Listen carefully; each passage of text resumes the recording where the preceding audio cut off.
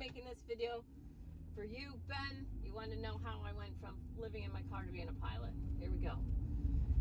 So, I was engaged to someone, moved to Seattle.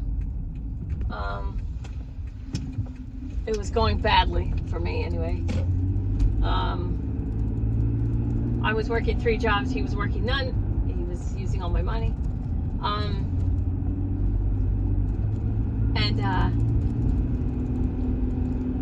I said, you know what? I'm gonna go to flight school. I said, actually, I gave him the choices, the whole deal. I'll be a stunt woman or go to flight school. He picked flight school. I was probably gonna go to flight school anyway. Florida, Campton, all the national parks, all the way down. We took a month to go from Seattle, went up into Canada, through the whole country, camping, stayed in one hotel room. I think one time we had to get a room to dry our stuff out. We woke up in water. We woke up, water in our mouths. It was so bad. Pouring rain in the tent. So we had to get a hotel room to dry our stuff. But got to Florida, started flight school. I'd taken out a loan. I had a horrible flight instructor. And it was a woman. And she used to cry. And she used to just soak me for ground time. And that informed decisions later on my life when I didn't do that, and then I was like living hand to mouth. But she was going through my money at a crazy rate of speed. And she would ask me a question, and that's not what the ground school time's for. And she would sit there while I looked it up, and I'm like, I'm paying you for me to look this up. So I was running out of money. So I had to switch instructors, and I get the best. I went from the worst flight instructor to the best flight instructor in the whole place. Oh my God, he was the best. He was hilarious. I have so many stories. Okay. But because of her taking all my money, just like charging me tons for ground school and she didn't even know the answers to some of these. She just said that she was so excited to be a flight instructor. The thing with, so I was at flight safety. It's very professional. You had to wear a uniform every day.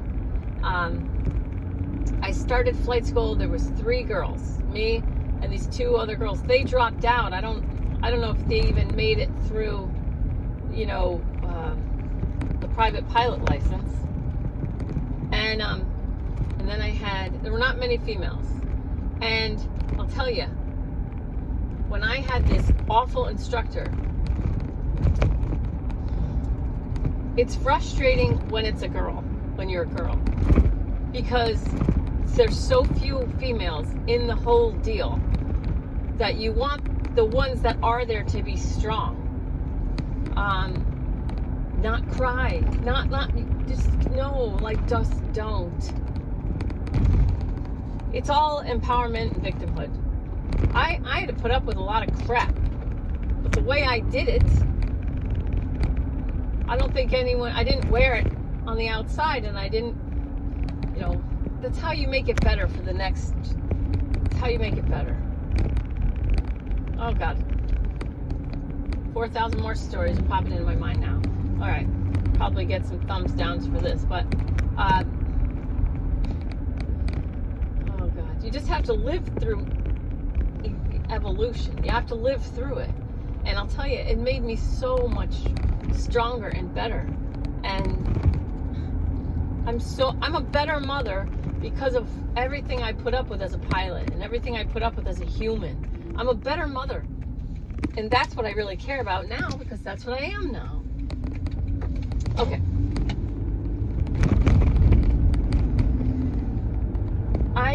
I had $5 when I left flight school. I got a job about an hour south. My parents okay, so I was in Florida. My parents lived in Connecticut. They wouldn't let me come home unless I had a job.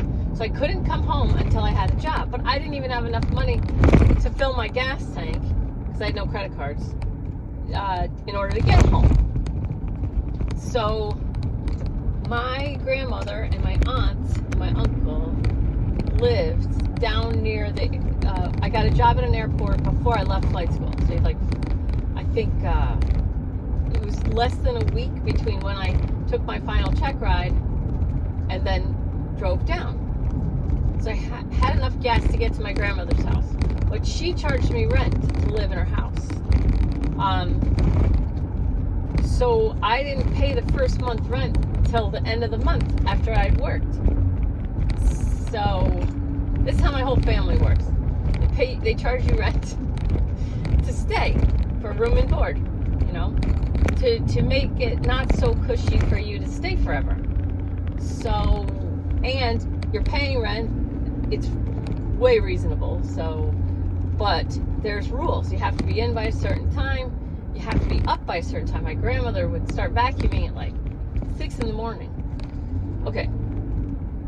Plus the rent. It was awful. So I kept playing catch up for a couple months. And then I asked my aunt if I could stay. The answer is no. There was nowhere. So I stayed in a house owned by someone else that I know, but there was frogs in there and roaches and spiders. Oh my God, there's spiders as big as my hand. I don't do well with spiders. If I see them, I feel like, even now talking about them, I feel like they're crawling all over me. I didn't have to pay rent in that place, but I couldn't even sleep. I used to sleep with all the lights on. And I saw so many frogs, spiders, and roaches.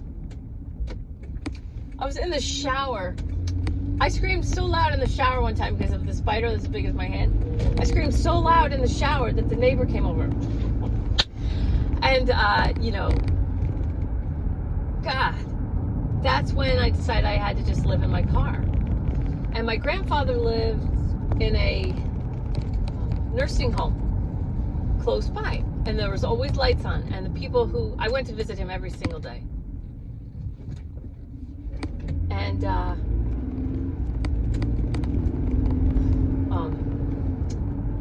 I love my grandfather so much. I realized that because the people change shifts there, it's got to be really hard to work in that place. The smell alone is like, holy cow. So I would work my job and then, you know, take the night shift that way. Or not the night shift. I would get out at 11. So, so that after everyone left the normal office, then I could do my laundry because they had these tiny little washer and dryer.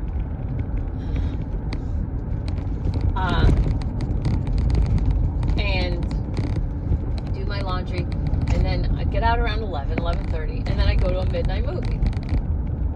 And then by the time the movie got out, I'd be tired enough to go to sleep in my car. But I had a Blazer, so I could put the whole back down, and I didn't have that much stuff, so my stuff would be on one side, and I would just sleep on the other side. And I'll tell you, it wasn't bad. It really wasn't bad because I wasn't paying rent, and then the money that I made at my job, I could eat at Target. I usually ate at the grocery store. I had my flight safety school ID badge, so the YMCA gave me the student discount, so I had a gym membership. And this was the key to, and then I lived in Chicago O'Hare Airport much later as a pilot for United before I got furloughed. And again, I would go to, there was a gym across the street. So living in my car or living in the airport, having a gym health club membership at a place that's open every day, that's where you take showers. And it was awesome. I had so much freedom. I had kites. I would spend my free time either with my friends or flying kites on the beach. Or just sitting on the beach, meditating, even though I didn't call it meditating. I just called it being poor and having no money to do anything. So just sitting and staring at the ocean because I knew that I wasn't going to live like that forever. And when I lived in the airport in O'Hare, I didn't live there 24/7, but I did live there three months out of the year. So, 3 weeks out of the month. 3 weeks, something like that. It's hard to say, depending on what well, I'll tell you that in a second. But anyway, when I lived in the airport at O'Hare, I read books. So I would go to every day, I would go to the health club across the street. There was a Hilton, I think it was. I'd get a Krispy Kreme donut, and then I'd go down and I'd exercise for hours. Just hours. Then I would shower, and then I'd go back to the operations area for United, and I would eat in the employee dining area, the cafeteria, employee cafeteria, and I learned when they were throwing food out. So I knew what time they were going to throw food out. And when I lived in my car in Florida, I knew when they were throwing food out at a pizza place. I knew I really had nothing in the beginning. So I made friends with the lady that worked at Target, and they sold eggs at the Target in Florida. And, the minimum you could get was 2 eggs. So I said to the lady, how much for 1 egg? And when you say, how much for 1 egg? That question gives the person a complete story. So she would charge me for 1 egg and give me like 5 eggs. So that would fill me up for the whole morning. And then I would just drink coffee for free. And then when I was a flight instructor later out of Danbury, I drank free coffee and free soda. We got free soda. And then I would eat ramen noodles. And I would go to this place called Bob's Furniture on my one day off, and they had free coffee and free cookies. And so I'd go there on my day off, and I'd eat cookies and have coffee and just walk around for hours. And one time this lady came up to me and she's like, can I help you? I'm like, nope, I'm good, I'm just looking. And then half an hour later, she comes up to me again. She's like watching me put all these cookies away. And coffee, just filling up my stomach. And she, can I help you? I'm like, no, I'm good. And then again, she came up to me, she's like, these cookies are only for like customers. I go, well, just because I'm not buying anything today doesn't mean, she goes, well, are you buying anything? I go, I don't have any money. And she was so pissed. And I looked at her and I said, you just don't get it. I don't have any money. And I'm just here eating cookies and coffee. She's like, yeah, I get that. I'm like, okay, well, that's what's going on. Like, so you could keep hounding me every half hour, but it's not going to change the situation. I'm not going to just suddenly have money, to buy furniture. So, I did a lot of things. You'd be surprised how much free food and free coffee there is when you find the right spots. And all I really needed was a car and a gym membership. And I was fine.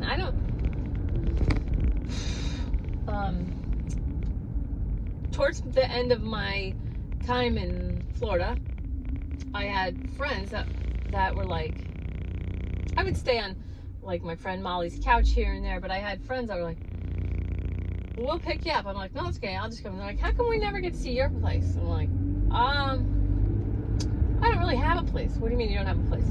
Well, I'm just living in my car. What? And then they're like, you gotta stay with us. Just stay on our couch. Just stay on our couch.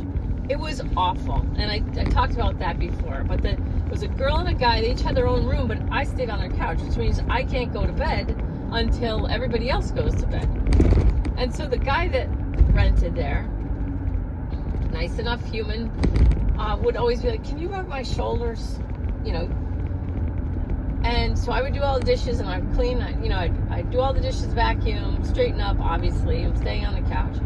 But I just couldn't wait to get out of there. I was tired of rubbing this guy's shoulders. I didn't feel like I could say no. And it was just like this thing you had to do to make, and then he would have enough or I'd do a bad job. So I'd be like, poking towards, is that good? Is that good? And they'd be like, yeah, that's fine, But then the next night it'd be the same thing. So I just couldn't wait to get out of there. I was much happier staying in my car in my grandfather's nursing home parking lot, sleeping in my car. I had complete freedom. So I know people, you're homeless. Well, for some people, homeless is horrible, especially if you have a kid, any kids, and you have to worry about. I didn't have that situation. I was so free. I was so carefree. I did whatever I wanted. The money that I made at this crappy job, because Florida's a right to work state, which means they don't let you work overtime. They wouldn't even let us work 40 hours. We only got 30 hours. And so we could only make a certain amount. It was really crappy. But I was grateful to have a job, and that money paid for my gym membership, and it paid for my food.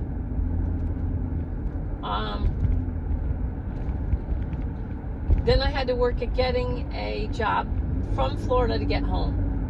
So I was ready to get out of there. It was just bad. So I think my parents let me stay for 2 months. I think they gave me 2 months to find an apartment and get out.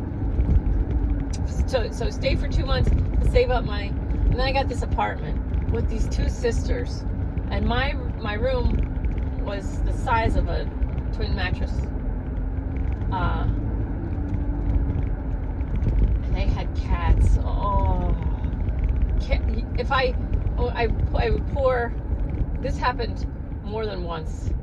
I'd pour my cereal with my milk. I'd put my milk away, and one of their cats would be up licking out of my cereal bowl. Oh, okay. So then flight instructing. What did I make? Hardly anything. Let's say, I don't know. I did not make very much. So I stayed there for a while. Then I moved in with a whole bunch of people. 6 people in a 3-bedroom, 1-bathroom apartment. Guy up in the attic I figured out he was selling drugs, because when you're that poor, pretty much everyone else that lives that way, pretty much, they're not pilots. They weren't pilots, so it was awful.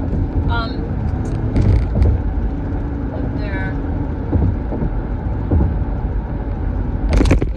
then I got then I got a job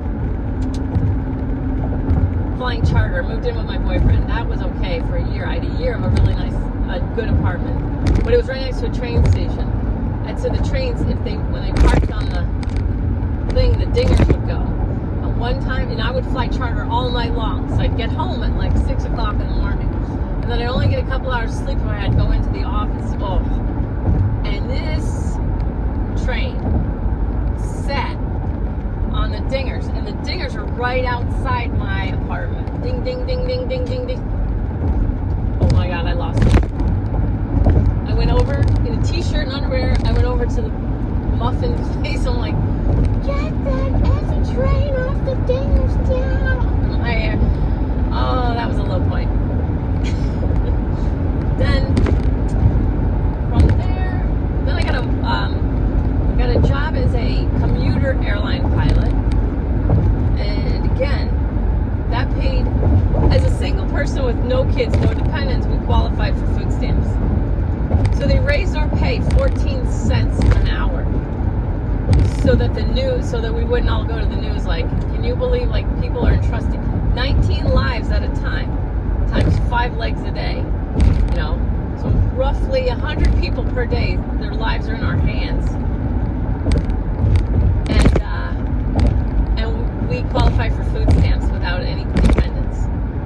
So made like $12,000 a year as a commuter pilot. Awful. Oh my God, it was awful. Then from there I went to United, and everything went better. I think I answered your question, but I'll tell you. When I lived in a building, whether it was rubbing that guy's shoulders, that was a pain in the ass, or when I was a commuter pilot, was lucky enough to be chosen by this lady to live in her house. But that, you don't get anything, it wasn't for free. So but that was up in Plattsburgh, New York. We got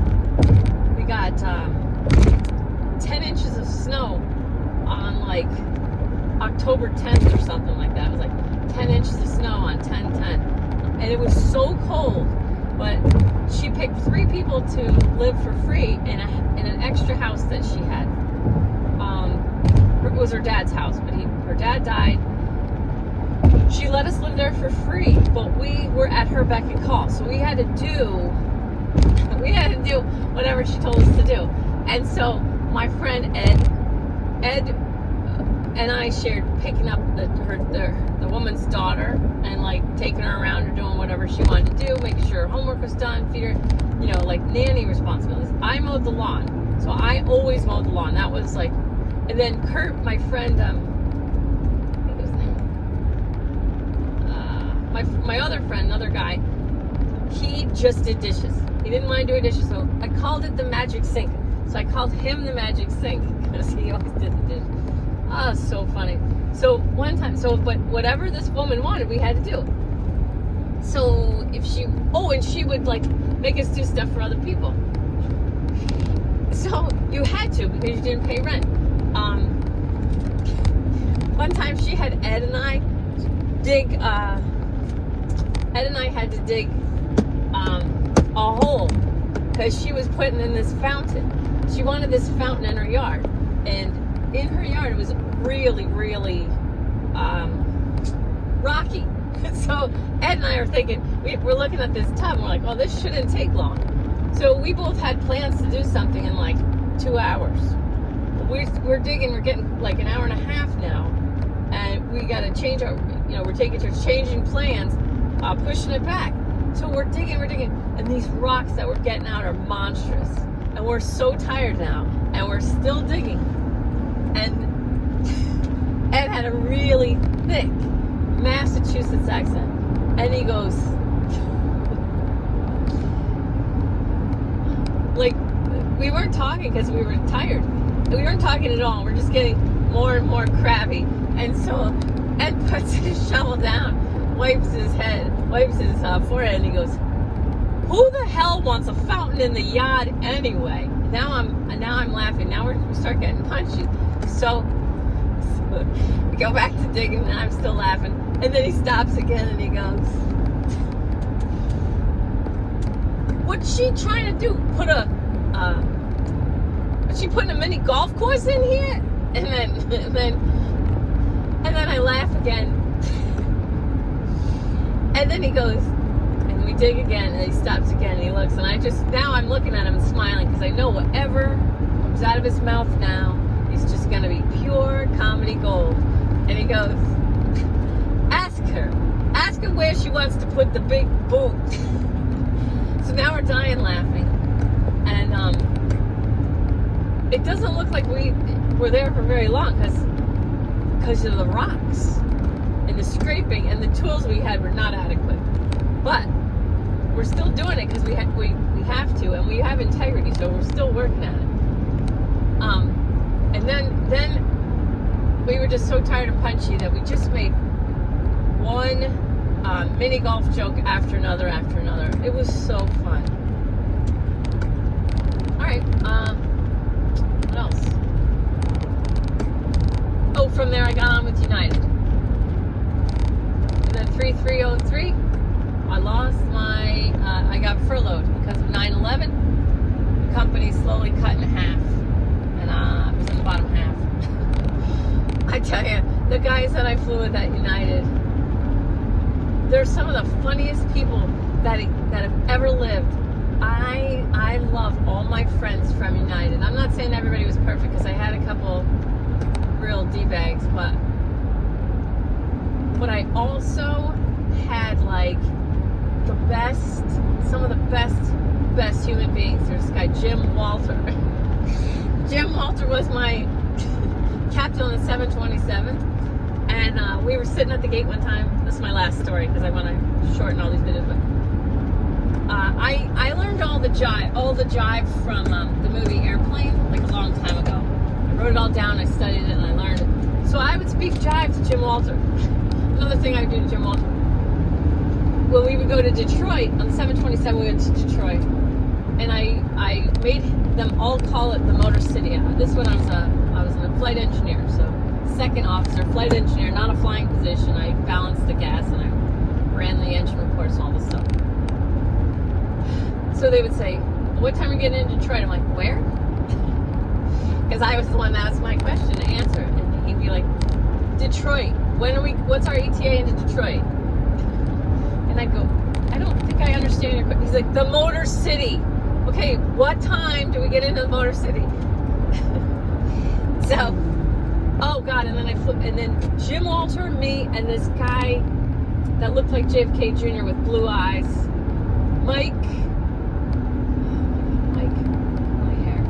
He's probably the best pilot that I've ever flown with in my entire life. I wish I could remember his name so that I could give him a shout out. But Jim Walter and Mike and I, so we went to California, and this was a long time ago. Okay, and so in California there was this place that had aura photography, and there were these bowls there. We went out to eat, and so we had been flying. We were done flying, so we went out to eat, and we were drinking at lunch, and we were just very giggly, all three of us together, just such a magical combination of people. So we go to this place, and I've had some beers, and so it's aura photography. I'm like, Jim, you've got to do that. Jim, you've got to do this aura photography.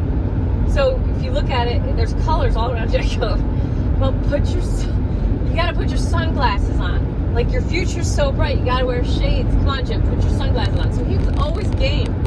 So Jim wore his sunglasses, and he got his aura photograph taken. It was hilarious because he's standing there, and he's super tall. He's got dark hair, and he's just a gentle soul. His wife had cancer, and she found a house she liked, and he's like, let's get it. He was so in love with his wife, such a happy-go-lucky, hardworking. He would get hit on, and he would act like he didn't notice. And I'm like, that lady's hit on you? He's like, oh yeah, and he'd laugh. He was the best. Jim Walter was one of the best people at United that I ever flew with. And so he's got his sunglasses on for his aura photography, and I am dying laughing. And his face, he's like smiling. We all have a buzz on. That was awesome. And in that place, they had these quartz crystal chocolate healing bowls that we were all somewhat making fun of. And now I own 9 of them. Thousands of dollars worth of these bowls. Little did I know. The joke is on me. So last story. This is the last story that I was talking about before. We're sitting at the gate, and at the gate, there were people inside the terminal that could see us. And Jim asked me some question, and instead of answering it in English, I just used one of the lines of jive that I'd memorized from the movie Airplane. So I go, "That babe slide a piece of the pona, drinks that, run the Java." And he died laughing. He like threw his head back laughing, and all the people in the terminal, their eyes just got huge, like scared. And so I go, look at everybody's face in the terminal. So he pulls his head back to straighten. He looks inside the terminal. You see all these people see the captain like throwing his head back, laughing hysterically, and then they get like scared. Oh my God! Then he just laughed uproariously again. It was so funny. Oh, I miss United. I miss all my friends from United. I love you guys. I'm so glad I got that job, and I love you so much. And I'm doing well. If anybody finds me, Glenn Greenwald, Seth, Russ Seth, you guys made my life like such an adventure. And I miss flying all those big jets. I miss saying United 4455 heavy. I miss the 767. I miss